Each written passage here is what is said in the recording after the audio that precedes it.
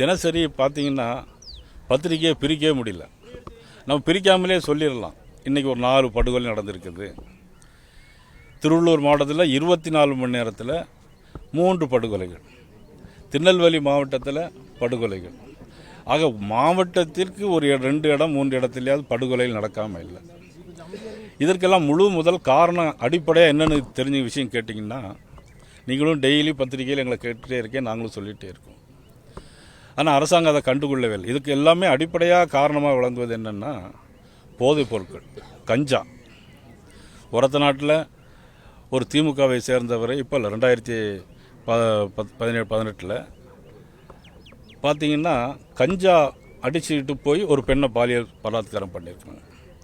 எல்லா இடங்களிலும் எல்லா குக்கிராமங்களிலும் இப்போ கஞ்சா வந்திருக்கு. திமுக ஆட்சி வந்த பிறகு தான் இந்த மாதிரி ஒரு சூழ்நிலை வந்திருக்கு.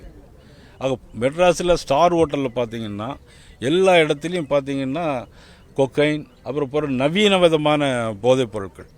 ஆனால் தேவைப்பட்ட எதிர்கட்சிகளை மட்டும் அரெஸ்ட் பண்ணி அவங்க அதில் ஒரு நடவடிக்கை எடுத்த மாதிரி காட்டுறாங்களே தவிர, இந்த திமுக அரசாங்கம் முற்றிலும் ஒரு மக்கள் விரோத சக்தியாக.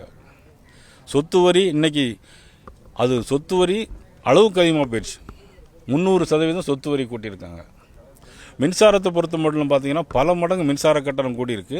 அதற்கு தெரியாமலே என்ன பண்ணால் வருஷத்துக்கு 6% மின்சார கட்டணம் கூட்டுறாங்க. அதையும் தாண்டி பார்த்தீங்கன்னா வருஷத்துக்கு டெபாசிட் கட்ட சொல்கிறாங்க. வருஷந்தோறும் டெபாசிட் கட்ட சொல்கிறாங்க. இது மறைமுகமான மக்களை துன்புறுத்தக்கூடிய ஒரு செயல்.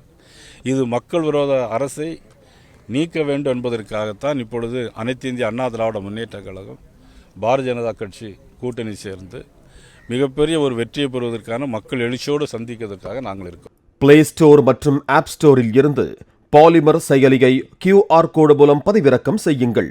செய்திகளை உடனுக்குடன் பெறுங்கள்.